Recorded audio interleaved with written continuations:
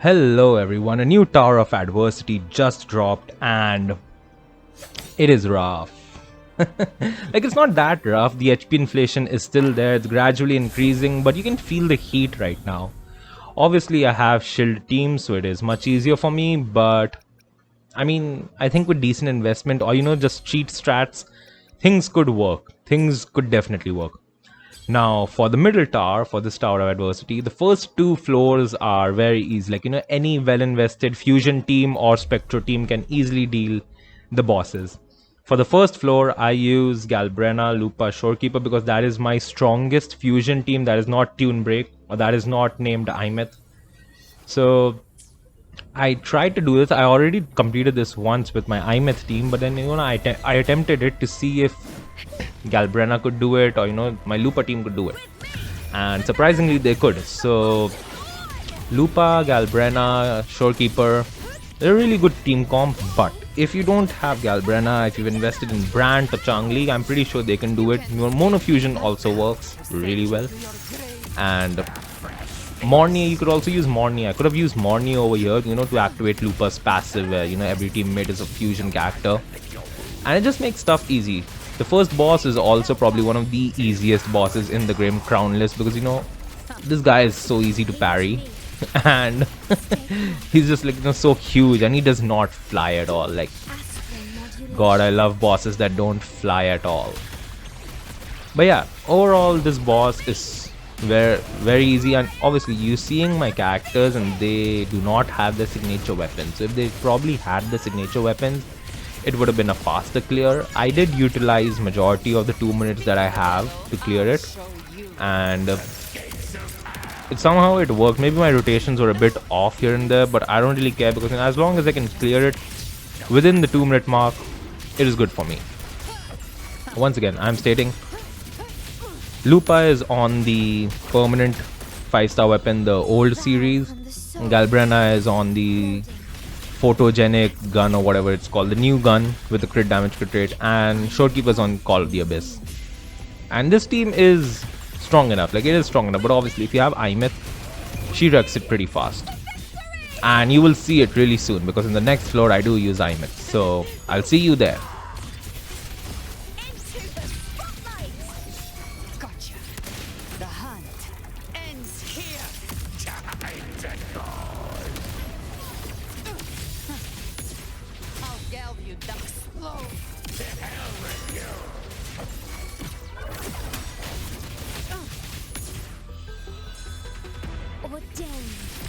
Loading.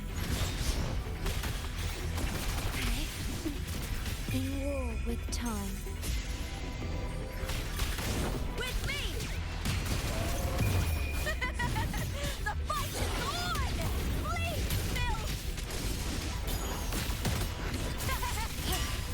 Up some attack? You can't escape me.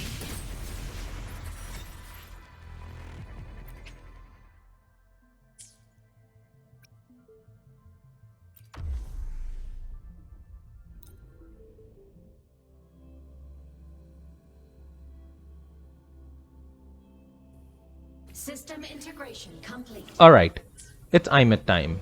Now you will see that massive difference between my Galbrena team and my Aemeath team.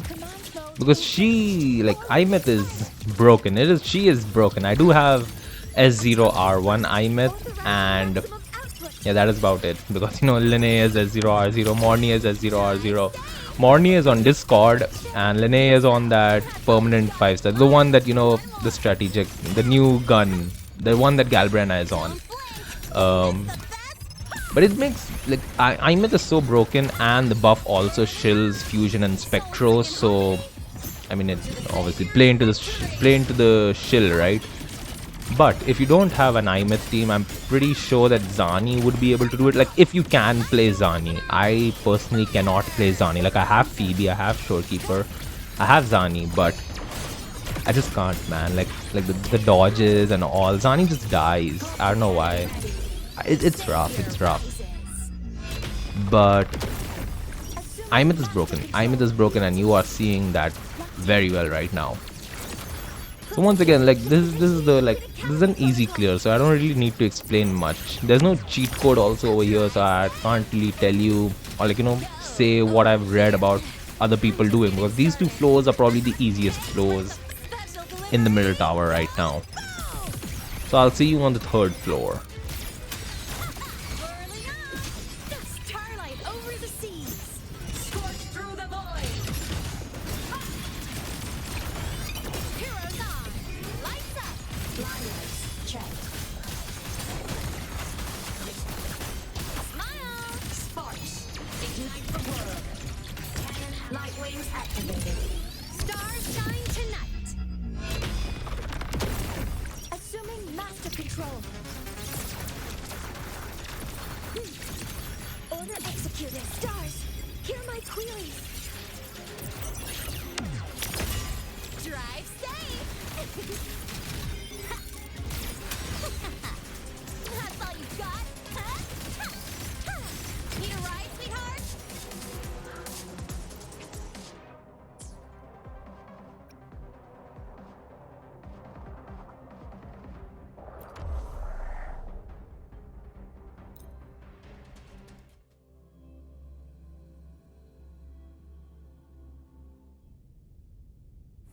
Okay, third floor time.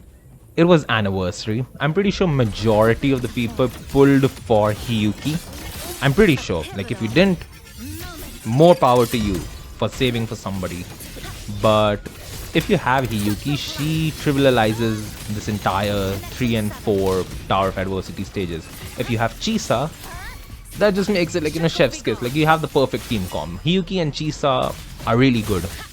Now the main problem with Hiyuki I feel right now is that she feels incomplete, which she actually is, because there is no sub DPS for her, there is no Lynae for her, or no Chikona for her, which passively applies Glacier Shaft, so she has good amount of damage. But still she feels really strong over here, and her gameplay is pretty sick, not gonna lie. For this third stage I personally use Sanhua because my Lynae was used on the first two stages when I attempted this clear. Only after clearing stage 3 that I go back and change my first Aemeath Team to Galbrena Team, and then got a free Lynae for the second last. You'll see it. But Sanhua works really well. Sanhua is a great unit, like a temporary unit until Lucilla comes out. She buffs basic attack damage, which is kind of makes sense, kind of works, but the best part is that she does not have a high on field time. She's quick for Concerto regen. Concerto regen is really important. And Chisa for the Havoc Bane effect and for the general sustain. Hiyuki deals most of the damage, and I do have an S0R1 Hiyuki, so that kind of makes things easier. S0R0 was not cutting it. Honestly, I was playing S0R0 Hiyuki and she just felt weak. So it's kind of like a problem with Wuthering Waves right now, where if you don't pull your character's weapons, they just feel like like a certain part of them is missing, and you can actually feel it while you're playing the game. Even when I play Chisa, I can actually feel it, that there's just something missing about her that I just can't place, and probably if I pull her weapon, it would get fixed. So it is what it is, but S0R1 Hiyuki with an S6 Sanhua and an S0R0 Chisa can barely clear it. Barely. You might have to do some retries, and I don't judge you. You shouldn't judge yourself. It is the HP is increasing, and it is a difficult thing to counter if you're not pulling for the latest character every time, if you're trying to save for somebody. But it still works. And obviously if you did not pull Hiyuki, if you pulled for Denia, you can use somebody else for the first two floors, and then put out Aemeath Fusion Burst for this, because Aemeath has two forms, Fusion Burst form. You can put Denia on Fusion Burst form, and you can also use Buling, which is the MVP for this, for people who don't have Chisa or Chikona or Phoebe, because the shill for this is that you want to apply a negative status. As soon as one negative status is applied on the enemies, they lose their resistance. So Buling has a negative resistance. She applies Electro Flare. So she can work. She can technically work if you don't have Chikona, if you don't have Phoebe, if you don't have Chisa, Hiyuki, Aemeath.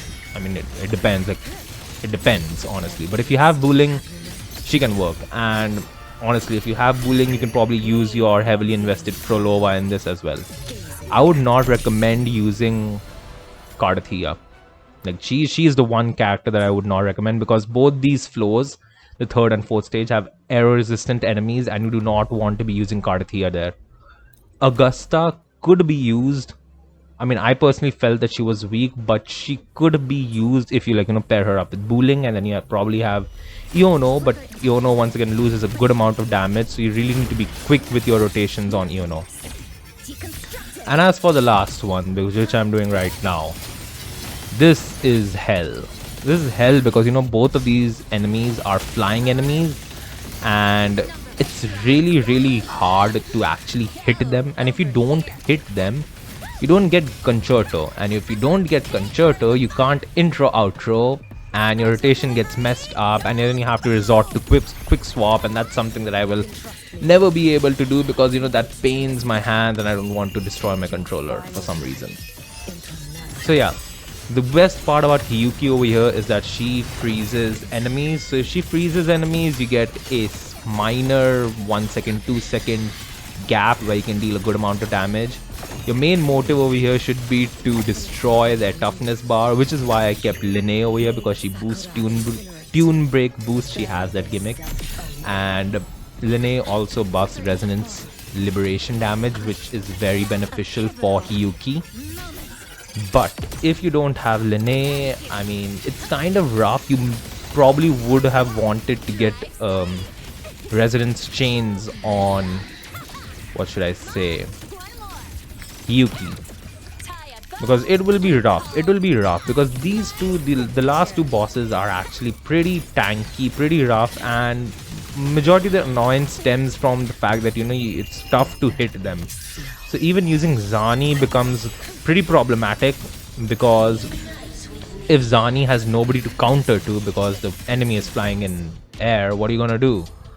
So that's the biggest problem. And these two enemies also have this really stupid attack move where they stun lock you in the air, so you can't do anything for a good 4-5 seconds, and that's precious time in this time gated stage. So it is what it is. I mean, I can't really do anything. But if you have Luke could also help. Like, you have Denia, you have Luke. If you went heavy into the Tune Strain side of Lahairoi instead of the Tune Rupture side, Luke can easily handle it. That's Spectro damage, and he does mid-air combat, so he kind of levels the playing field with these two mid-air bosses. It's kind of nice like that. And if you're playing Luke, you obviously want Lynae on Tune Strain mode or Denia on Tune Strain mode, and it just kind of works like that. But overall, I would say, it's getting annoying. It's slowly getting annoying, but I just hope it just stays at this level. I don't want more annoying enemies. Like, Hyvatia was already annoying enough, but then you have this space dude, astronaut guy, who just, majority of the time stays up in the air, so you can't really hit him, especially if you're, focused on units that attack on the ground. But it is what it is. In this clear, you would see me, really, it's kind of a close clear. It's very close because, I don't have these resonance chains, I don't have the perfect rotations, I don't have the perfect ping and all, so it's kind of rough. And obviously I'm playing on a controller, so that adds on to a certain amount of latency that you would avoid in a mouse and keyboard. But still, I mean, it's doable. It is doable, and you just gotta keep on trying, because to make this video I had to retry for 10-15 times. I had to actually retry for 10-15 times on this particular stage for recording this, so yeah. But you will get there someday. You will get there someday. But that is it. That is it for now. These were my clears for the Tower of Adversity. And I just hope that, you can clear it as well. And you will see my builds really soon. But that's it for now. Thanks for watching. And if you want to support me, please subscribe. And, I'll see you in the next video, in the next Whimpering Waste video. So until then, thanks for watching and have a great day. Goodbye. Of your wishes.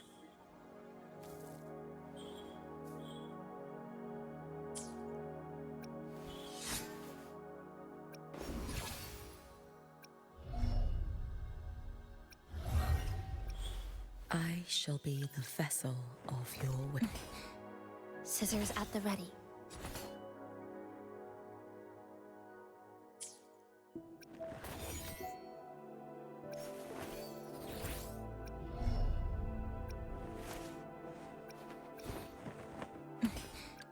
Scissors at the ready. Look! A laser sword.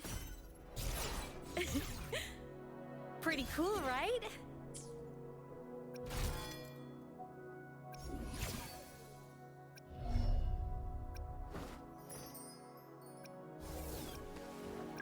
Power levels. Precision calibration. Combat efficiency. All green.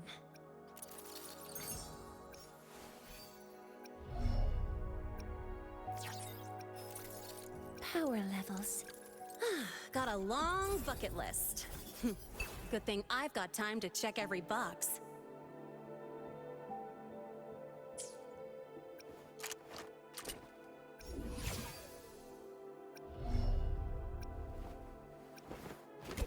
Got a long bucket list. Who gets the bullet?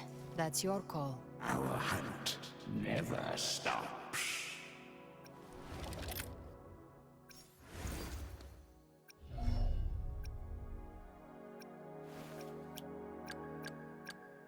I shall have no one tarnishing victory's honor.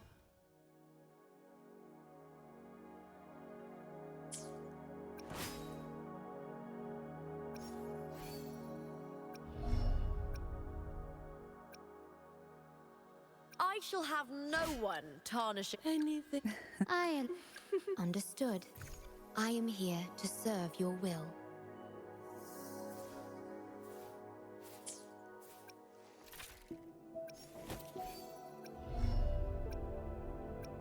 Understood. No, Hopefully, let me be. I should try to smile more, you say? Like this?